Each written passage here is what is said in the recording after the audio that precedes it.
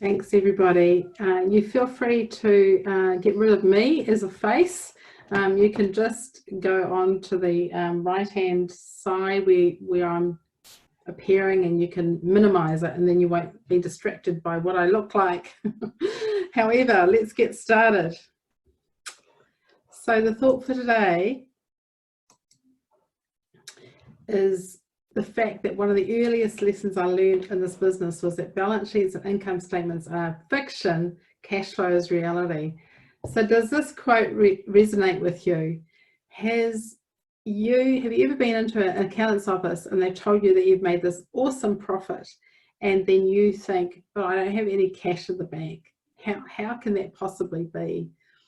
If you've ever experienced that moment of frustration, then this session is designed to help you become more aware of the cash flow cycles in your business and to do something differently in your business so that you improve the cash flow. Sorry, I'm just struggling to get through the next slide. So here we go.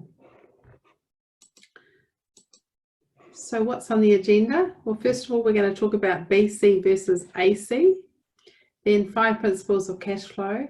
We're going to go into an understanding of profit versus cash, talking about the cash conversion cycle, and then the area that I have found when I've done my seminars has been the most interested to people is the 7 causes of poor cash flow.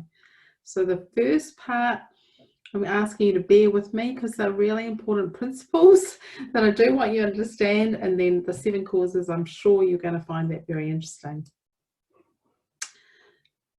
So we next started with a mindset, and I'd like to start this webinar with this picture. Last week, when I was talking about metaphors, I used the metaphor of a business being like, your business being like a car towing a caravan that's suddenly been hit with legislative changes that sent your caravan swaying. So as the driver of the car, you now have to slow down, get your car in line, so the caravan movement doesn't cause the car to crash.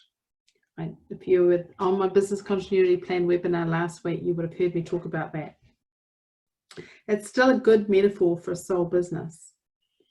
The ship, though, with this illustration, is more about the New Zealand economy, and in particular the world economy. So COVID-19 impact started when, with 2 days notice, you were told to pack your bags and get onto a ship that was sailing or go into self-isolation. So imagine we're still now all on the ship. We're in isolation, and we can look back at the world that's left the harbour before COVID-19, and that's BC, before COVID-19. You may want to look back and you want to be at that old world. So you may be experiencing some grief, some feelings of grief and some feelings of loss, that the world that we knew has been left behind. And that's why I talked last week a lot about mental wellness, and there's a lot in it because it is really natural that most of us will be feeling some kind of grief about what's happening in the world. It's quite awful.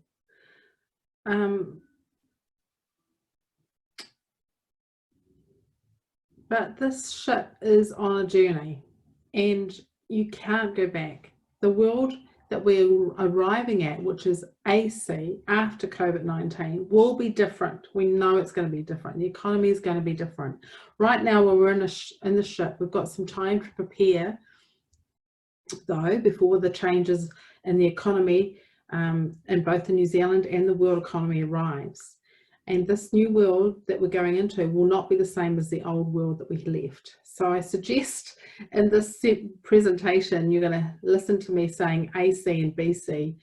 This is what I'm referring to. It's before COVID-19 versus after COVID-19. And there's things that are going to, because I changed the seminar every time I present it, I'll be talking about BC and AC. And so I just wanted you to understand the terms that I'm using and why I'm using them.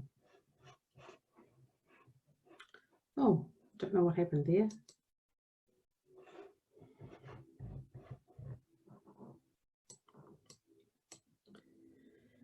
As surely as the morning will arrive tomorrow, I'm sure that we are going to get to the new world. And your business, if you've developed A business continuity plan will get there too. It will be different, and my aim in this seminar is to help you keep the cash flowing AC after COVID-19.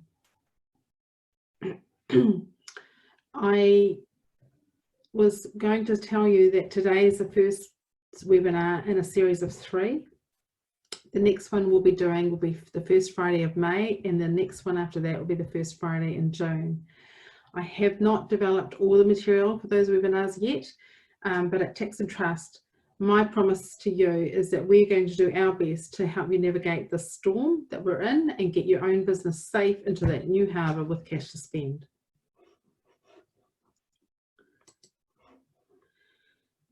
The first part of this is thinking about the things that the government has announced already to help keep your cash flowing AC, and right now, even in the shit time, in the crossing. So I hope you've all applied for the wage subsidy and you've received it. The second thing I wanted to talk about was a government assistance package. The government has announced a business continuity package that small businesses in Auckland and other regions can apply for. It gives your business $2,000 in funding to help you attain professional services you need to develop a sound business continuity plan and cash flow forecast. The government recognises you need this. There's not a lot known about this assistance yet. However, we have applied to be a regional service provider, and once we've been accepted, we'll be able to offer our clients, or as many of those that want to use the subsidy, for this advice. It's specifically a subsidy given for this specific advice. It's not to be used for general accounting services, and there's accountability for that. So if you want to know more about this business assistance package, please send us an email at info@taxandtrust.co.nz and let us know that you're interested, and we'll get back to you and share the application form for you to apply as soon as we are able to do this and we know more, which will be probably in about 10 days, so it's not immediate. The third package that will keep the cash flowing is loan assistance. So there has been a loan offered by the government, and I'm going to talk more about that in the next slide. But in order to access these small loans, you're going to absolutely need a sound budget, cash flow and cash flow management service. So one of my accountant colleagues has, in the last 10 days, already completed 8 applications of these loans for his business clients, and none have yet been approved. So you're not missing out, because the banks haven't got their A into G yet. It's still very new law, and the banks are all working out what they need. So the banks obviously don't want to wear the 20% bailout if the loan goes bad. However, we know that every business will need a cash flow and a budget, and every business deserves to have one anyway for so many reasons. So let's go into 5 of them right now.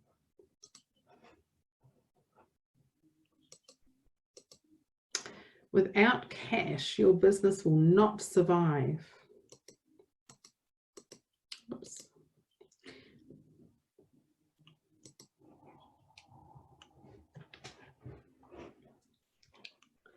Cash is the lifeblood of all businesses. In fact, even a profitable business can fail because of poor cash flow.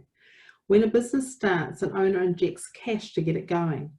Sometimes an owner may have to inject more cash to grow the business, or if it sustains some kind of cash shock.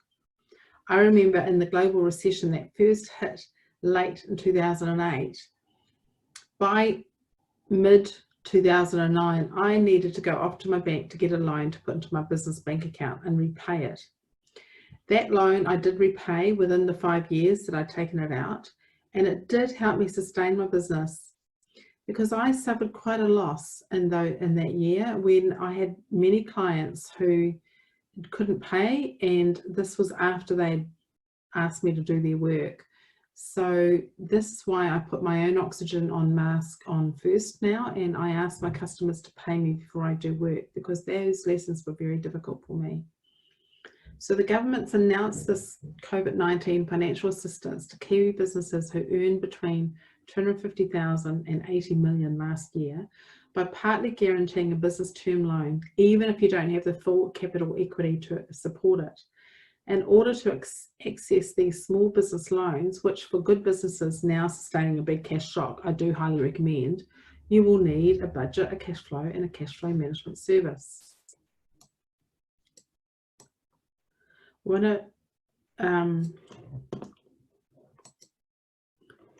So what drives your cash flow?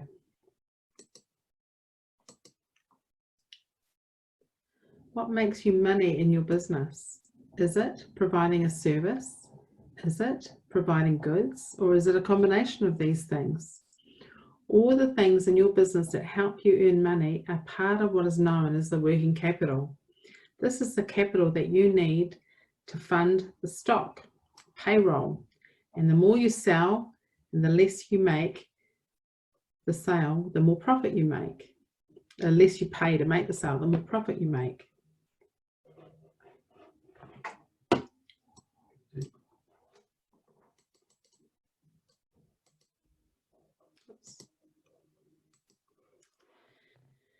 And the fact that the business is making a profit on paper and yet cash is tight is precisely why every business needs to understand what are their processes that affect their own cash flow. Processes are like how you order stock, when you pay for it, how you bill your services, and how you're getting paid by your customers, just to name a few processes.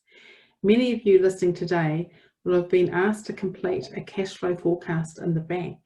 Often it's because the banks notice that you're hitting or close to hitting your overdraft or going into debit.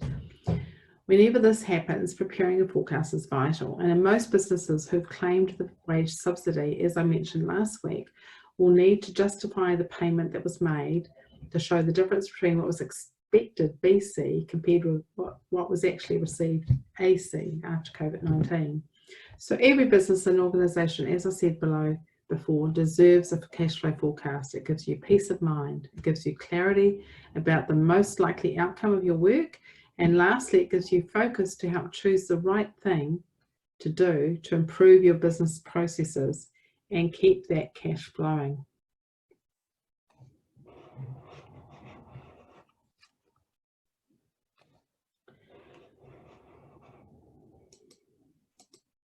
Treating the symptoms of poor cash flow without fixing the underlying causes is time-consuming and frustrating, and simply preparing a cash flow won't fix the underlying causes.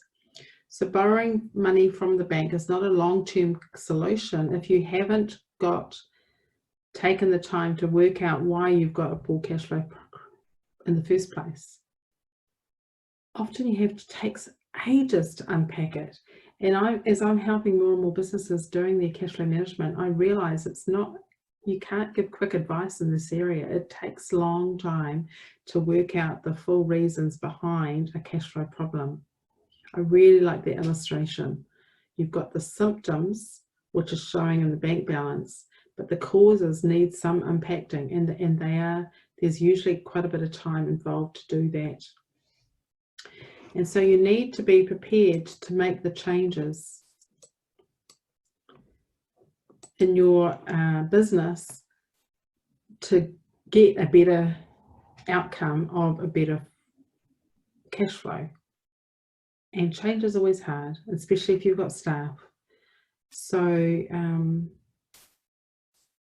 it's important, though, to keep improving your business processes, because that gives you a better and more valuable business and reduces your frustration and your stress, which is all good things. The next thing we're going to talk about is profit and cash. So who on this webinar actually reads the financial statements from the accountant? And by reads, I mean spends more than 10 minutes looking at it when you're in the room to sign the accounts. When I presented this live in a seminar session, I have really enjoyed asking participants to take a pen and paper and to go through this exercise, because it's a little bit harder than you realize. So I'd like you to just take pen and paper and think about these different items down here and work out whether you think that they affect profit, or they affect cash, they affect both, or one or the other. So remember that profit equals the total sales value less the cost of stock and other expenses. Oops, not on the right slide, sorry. All cash equals all cash inflows less cash outflows excluding GST. So I'm just going to stop talking for a moment and you can take some time to see if you can do this exercise.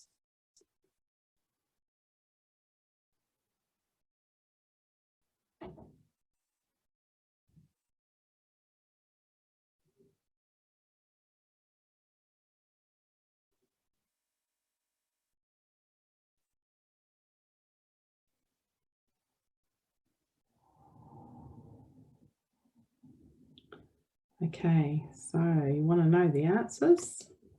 Here we go. So profit, let's look at the GST. GST is not found on a profit and loss account. Profit GST is exclusive, doesn't affect your profit. It definitely is got cash coming in and cash going out with GST, so it does affect your cash. Loan repayments are the same. They reduce your cash, but they're not showing on the profit and loss, and we're going to go into that when we look more at structural capital very soon. Interest on loans, yes, you'll see that on the profit and loss statement. You can claim interest on loans, it's deductible expense, and it affects cash, so that's both. Cash spent on assets, does it affect profit? No. Depreciation it affects, that's profit is in the profit and loss, but cash spent on assets goes straight to the balance sheet, does affect cash. Cash received for the sale of assets, you can feel rich when you sell a big asset, so it definitely affects cash, but doesn't affect your profit. And then depreciation, again, it's not a cash line, but it is definitely going to affect your profit. So that's where it is a bit confusing. So profit does not equal cash. It's all about timing. So going into the link between profit and cash, for a service provider such as a tradesman or a professional service or a cleaning service such as us, accounting service, we have owner's cash in the business to start a business. We use that cash to pay for time. We sell our time. Oops, let me go back. We sell our time.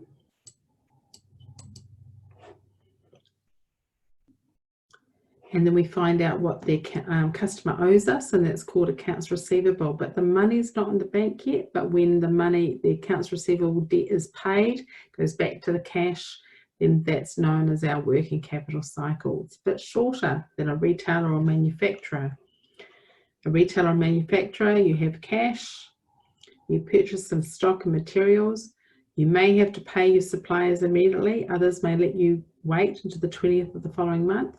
You manufacture your goods, work in progress, and then you carry your stock of unfinished goods and you sell it.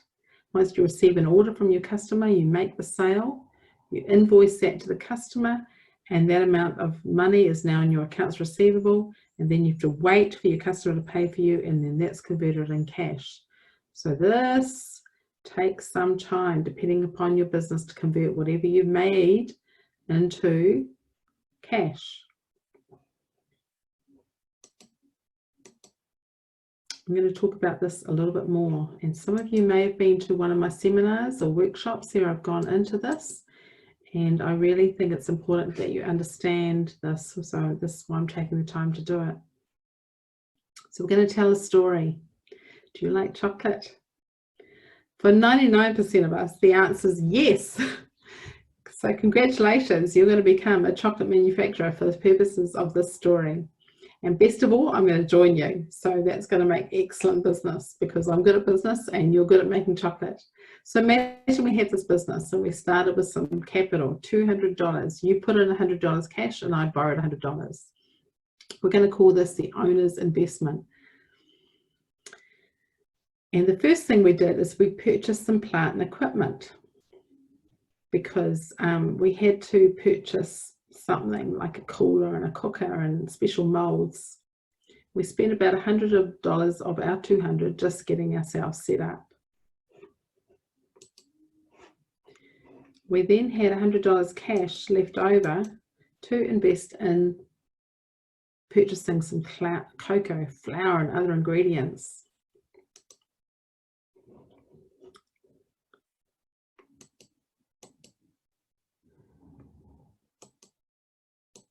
So when we purchased the agreement, the stock, we also had to pay wages to make the bar of chocolate, so from the cocoa. And during the process, we paid some wages to ourselves, and we decided that the cost of the stock and the cost of our wages together was about $1. So the goods cost us $1 to make, but they were worth $2. So that was cool. We're able to sell our chocolate bar for $2. We put 100 in, so we've made so $100. 100 bars of chocolate times 2 is $200. So we've made $200.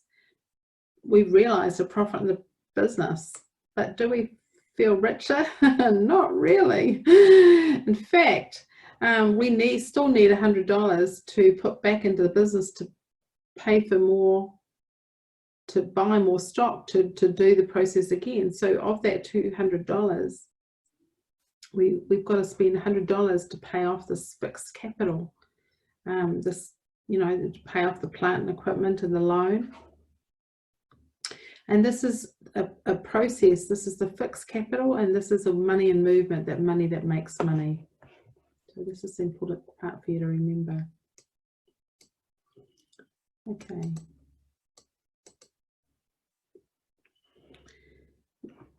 One complete working capital cycle. What do you do that makes you the money? In a cash flow crisis, you need to make sure that you're doing this as much as you can. When you're in lockdown, of course, maybe not so much, but after that, you need to be concentrating on making sure you're doing this. And so you need to have money to put into your business to keep it moving. And as you receive cash, you can take out a little bit towards the overheads.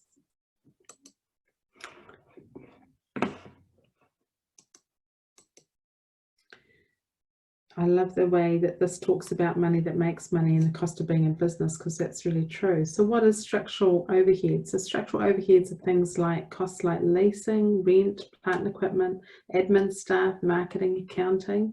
These are all overheads.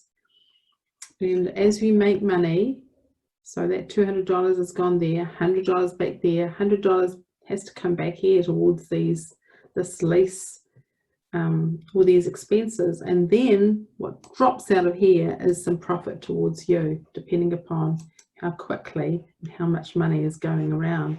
And as you grow the business, you're going to move the circle faster, and as you move the circle faster, it actually needs more money to go into here.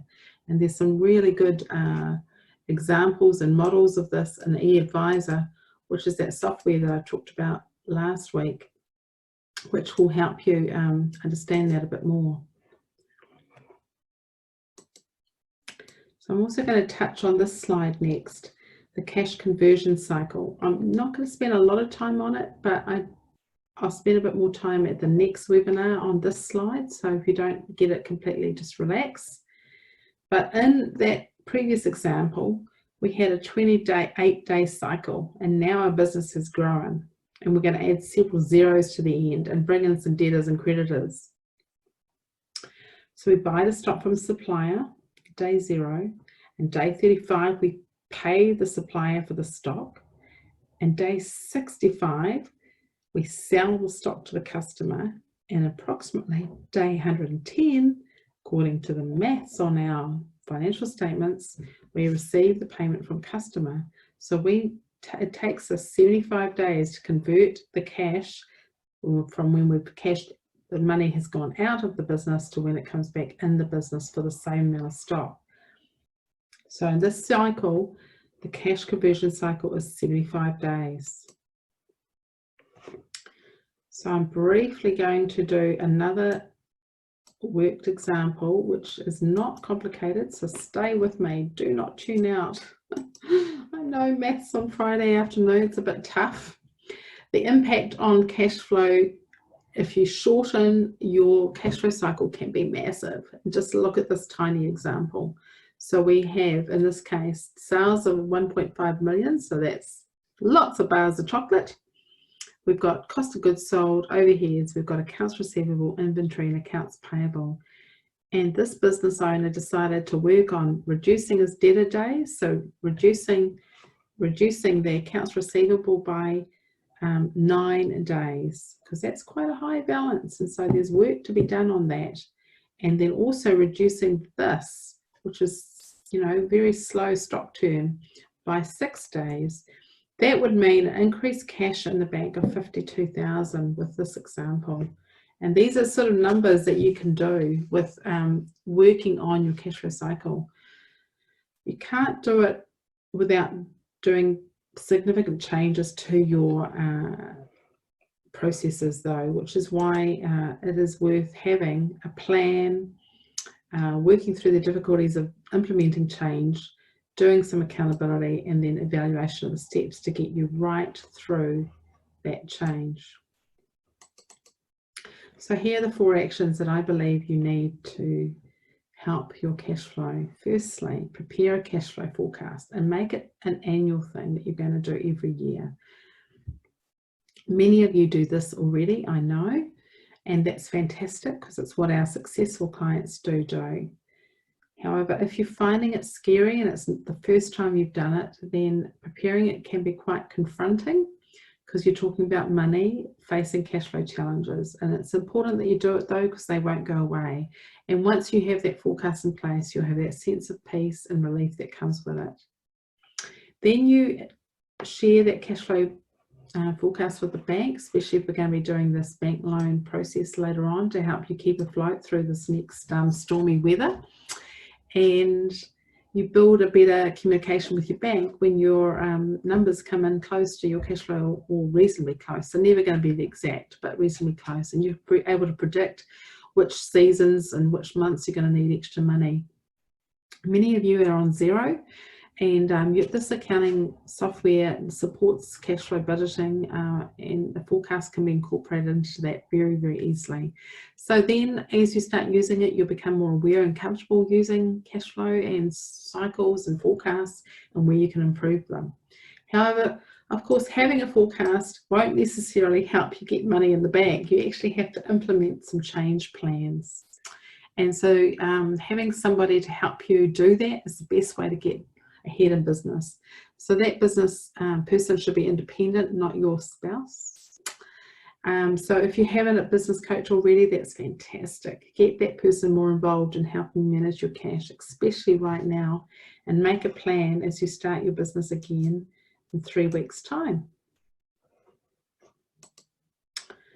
Okay, now we get to the 7 key causes of cash flow. Poor cash flow. This is my favorite part of the webinar when I am teaching it in a seminar format, because I get everybody involved and there's lots of noise in the room, which I really love. So this is a different format for me, and it's a bit harder.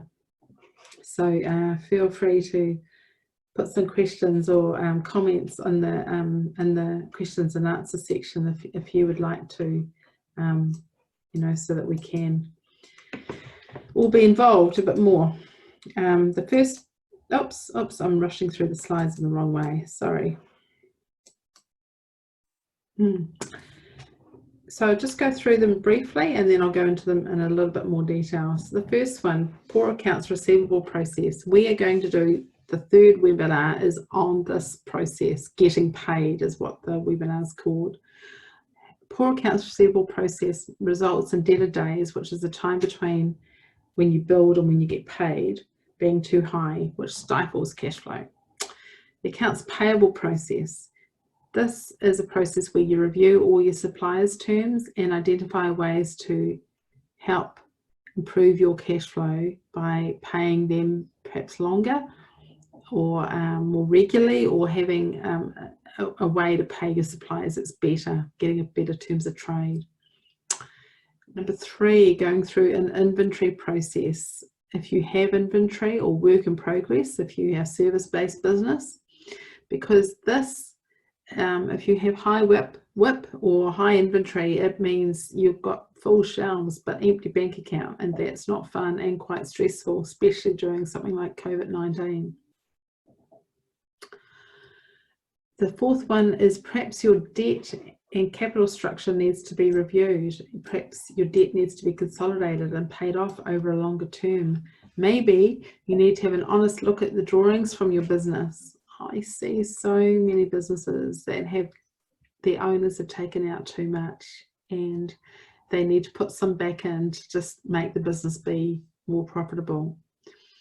And often significant cash flow and interest change improvements can be achieved with this regular review of existing debt, and we'd definitely be doing that if you are looking at taking on this new business loan from the government. The 5th reason cause is overheads too high.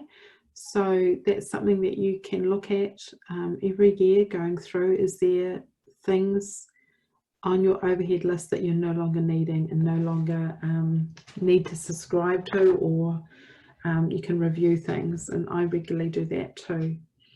Gross profit margins are too low, or your variable costs are too high, and there's massive amount of strategies that you can do to implement to improve margins.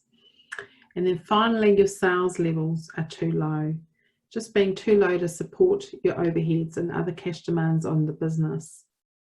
And that comes down to how viable the business is right now in the market circumstances.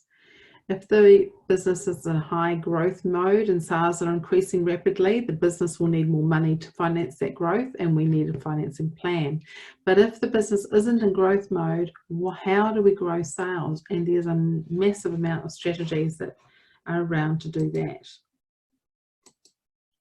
So let's go through them one at a time, and I'm aware that I can only take about 2 or 3 minutes on each one. So firstly, accounts receivable. As I said, if any of you have got ideas on how you'd like to, how you would improve, you can feel free to add a comment in the question and answer area of the business. But what are ways that we can shorten our cash conversion cycle by getting paid faster from our customers? So I'm going to suggest some things you could possibly do. Firstly, and this is a really good time to do it when you're in a lockdown time, review your terms of trades, look at your quotes, look at doing some back costings on some past jobs, and review how profitable they have been, and were you clear with your process. I was talking to a client earlier this week who said that he let himself down in his quoting process that he's normally really good at, and he lost $6,000 on that one job. So it's really important for every client, have a really good process of your terms of trade, for clarity of what job you're doing for what price, and if there's going to be a change in the job, there needs to be a change of the price. What happens if there's a high risk of the job? Is there going to be more reward? What happens if the client pays late? Have you got processes for that? Discounts for prompt payments, sometimes that works. Getting paid faster, perhaps with interim billing or pre-billing. Early payment easy payment alternatives such as direct debit or Xero, taking credit cards.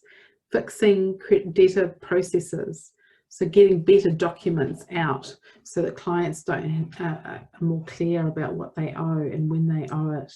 Adding a follow-up service for bad debts, phone service. Using an add-on such as Debtor Daddy that adds onto Xero or Smart AR or something like that. So there's lots of things you can do to help your accounts receivable process.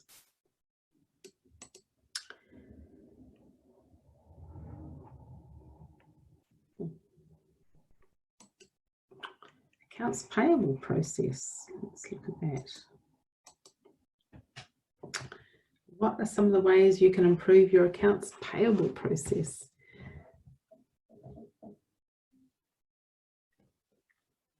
I wonder if you love to do this live. Ensure the business is not incurring late payment penalties, particularly with tax, because they are really awful. Ensure prompt payment discounts are taken where you can. Review your supplier agreements, delivery charges, review payments and the process that you're having it, and making sure that you've got budgets so that you are not overspending on common areas in your business, and you're looking at that. Inventory or WIP for service-based businesses. What are ways that you can shorten your cash cycle by moving stock or moving your WIP faster? You can have a better ordering system, and there's many just-in-time ordering systems out there that are add on to Xero, which we can help you with. Using technology to manage stock ordering, which I've just said. Having a slow-moving stock policy, so if something hasn't sold in a certain time, having a plan to get rid of it.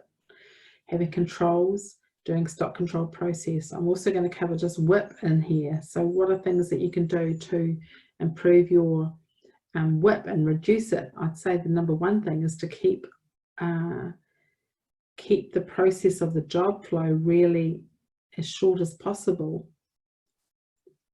And for us, we have to constantly work with our clients to get queries in to make sure our WIP doesn't go higher with unnecessary rework or re-looking at a job, because picking up and putting down is a sure way of increasing WIP. Being really efficient with our processes so that the job flows right through from the beginning to the end without unnecessary delays, which will affect your payment of your terms. The debt and the capital structure. Review interest rates. So right now the government's offered you to be able to go to your bank and review your interest rates and possibly take a mortgage holiday on your home loan if you're affected by the COVID-19, or your business loan. Not recommended, but if you've got no cash coming in, it is recommended because it is a way of deferring the payments. The interest rates are really low right now. I refixed my own personal mortgage last week, and it's down to 3%. It's never been that low in its life. So it's a very easy time to borrow right now, especially on home mortgage. And if you do an interest only, of course, the banks are saying that you can do that for 12 months. And so if you have suffered a big loss from this lockdown, and that's something, and you have a home loan mortgage to pay, it's not the right time to pay off your mortgage faster. It is the right time to build your business. So reviewing that. Sometimes if you've got a good business, you might be able to get an investor in and sell some shares, and through that investor they'll input more capital into the business, and that's definitely how bigger companies or companies that go public grow, is by using investor money.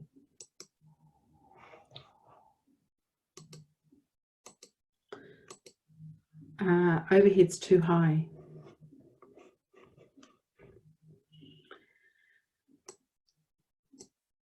So perhaps you can review these every year, and it's certainly part of every cash flow that we do with clients. We go through and review them. So can you get a better deal with any suppliers, phones, website, internet, insurance, power, fleet, recruitment fees, IT, return of money on your marketing spend? Are you spending wisely in the way that you are marketing? And I do think digital marketing has got some great metrics now, and it can be far more targeted than the old print marketing used to be.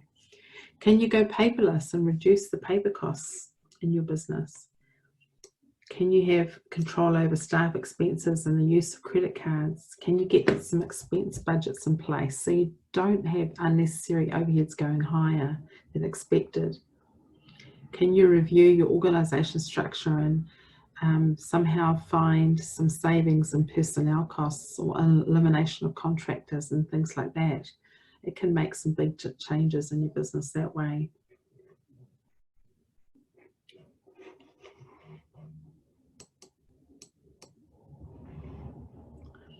Gross profit's too low. The gross profit is what is left from the sales value after deducting variable costs such as stock for resale, materials and labour. So again, this is all about efficiency, reducing rework, the wastage, the errors, improving systems, capturing and billing better, making sure that the time and the cost is put to the right jobs, talking to suppliers, and sometimes getting some, prompt payments from your suppliers. A lot of it is about pricing right in the first place, so getting the right quotes out so that you are retaining your gross profit. It's very easy to say and very hard to do, I know that. The sales level too low, this is a huge topic, and we actually do a whole seminar on this called the 5 ways to grow your business, and I'm briefly going to touch on the topics here, but we go into that in more detail in the seminar, and I will leave most of the lesson on that for that time. So number 1, increase customer retention rates. So you keep customers for longer by communicating with them better and having a better relationship. You're generating more leads by having a marketing plan and a system to grow those leads. Increasing conversion rates, that means that and it's good to measure that. So how many new clients are you getting, are you meeting, and how many are you converting into a sale? And so measuring that and finding ways to make your offer more appealing to more people. Increasing the transaction frequency, so trying to see your customers more often so that they will want to spend more money with you. And then increasing the value of your transaction by giving them a better service or a better product.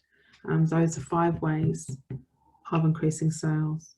And on each one of those ways, there's literally hundreds of strategies to do.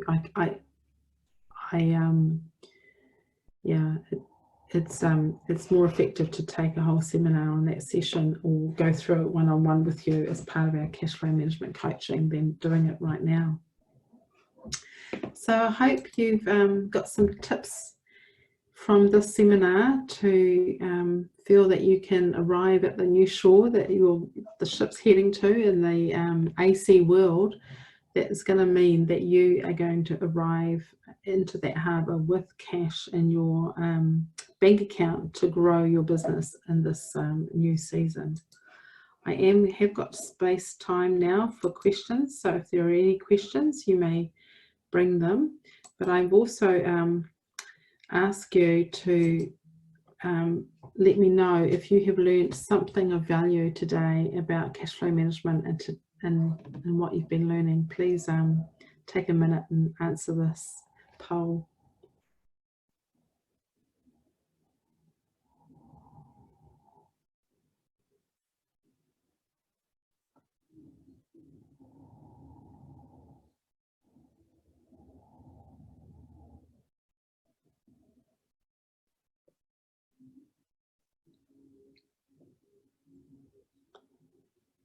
Okay, so we're not2many participating. Thank you for the one person that participated. We've got 2 people who felt that they learned something, so thank you for that. We have got more than 2 people on the survey. So what about this next polling question? Cancel that. Hang on a minute.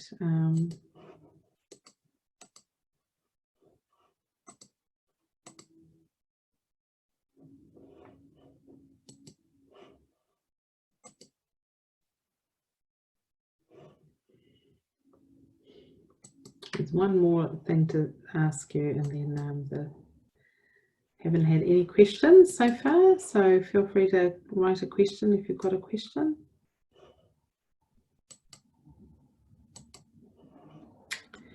So I think that's it.